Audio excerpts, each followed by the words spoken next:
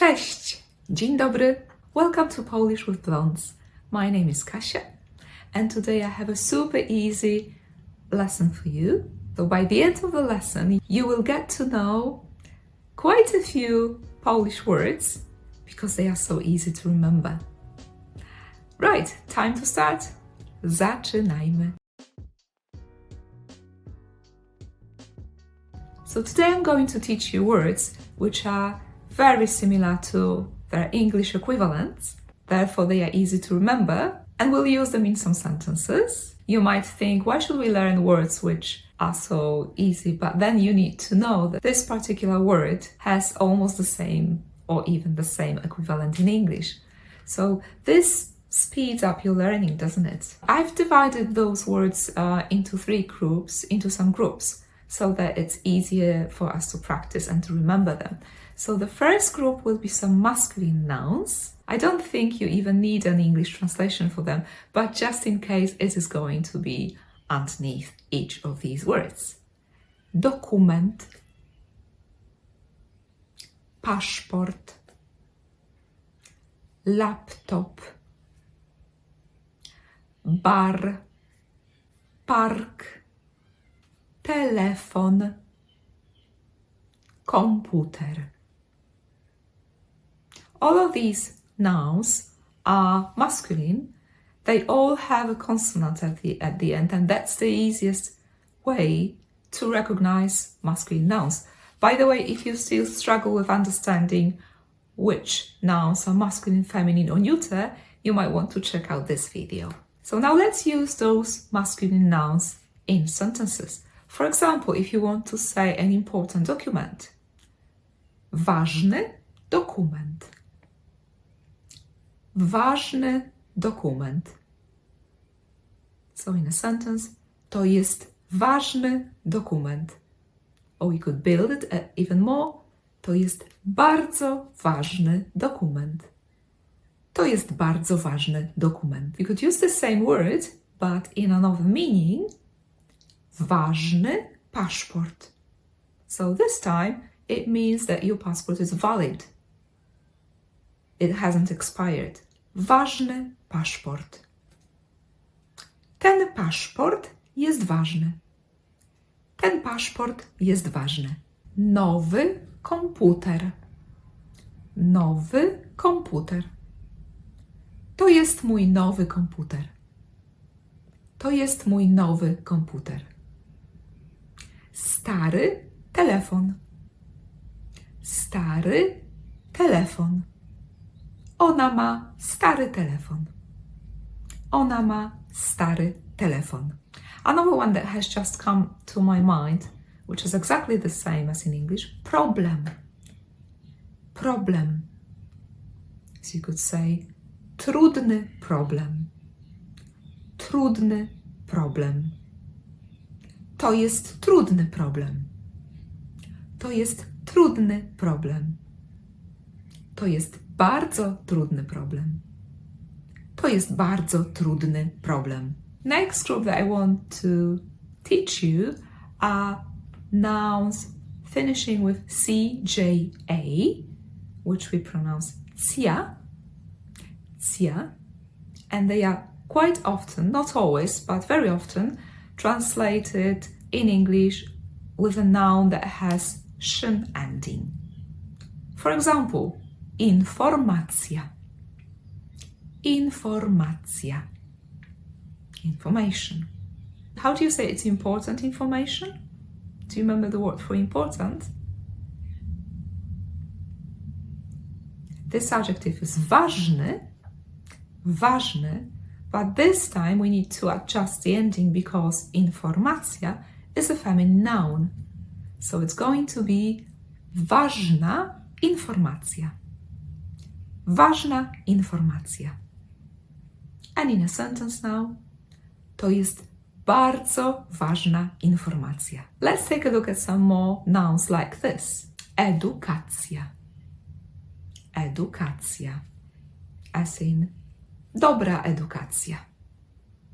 O motywacja. Motywacja. For example, jaka jest Twoja motywacja do nauki polskiego? Jaka jest Twoja motywacja do nauki polskiego? That's a difficult sentence. I'm going to repeat it one more time. Jaka jest Twoja motywacja do nauki polskiego? By the way, it would be great if you let me know in the comments below what your motivation to learn Polish is. Restauracja. This time is not translated into English with an ending szyn because it's a restaurant. Restauracja. But I've put it in the same group because it has the same ending. So to say it's a good restaurant, how do you think you say that? Dobra restauracja. Dobra restauracja. And in a sentence, ta restauracja jest bardzo dobra. Ta restauracja jest bardzo dobra. Next one. Inflacja. Inflacja. Inflacja. Duża inflacja. Another similar ending is ZJA, and it's pronounced zia, zia. For example, telewizja, telewizja. And one more, decyzja, decyzja, as in dobra decyzja. Or the opposite, zła decyzja, zła decyzja. In a sentence, to była zła decyzja. And another one, to była bardzo dobra decyzja. A few more feminine nouns, this time without any special endings, just feminine nouns ending with letter A, so typical ones that are guessable. Lampa, lampa, sofa, sofa, mapa, mapa. For example, wygodna sofa, wygodna sofa. Ładna lampa, ładna lampa. Dobra mapa, dobra mapa. To jest bardzo dobra mapa. So much for feminine nouns. Now on to some neuter nouns, which again are similar to their English equivalents. I'm going to give you two examples and they both finish with um. Muzeum, muzeum. So if you want to say this museum, you say to muzeum. To muzeum jest bardzo dobre. To muzeum jest bardzo ciekawe. To muzeum jest bardzo ciekawe. And another one, centrum. Centrum, as in centrum miasta. Centrum miasta. O centrum handlowe. Centrum handlowe. Przepraszam, gdzie jest centrum miasta? Przepraszam, gdzie jest centrum miasta? I hope you've learned quite a few Polish nouns, which are not difficult at all, in a very short lesson.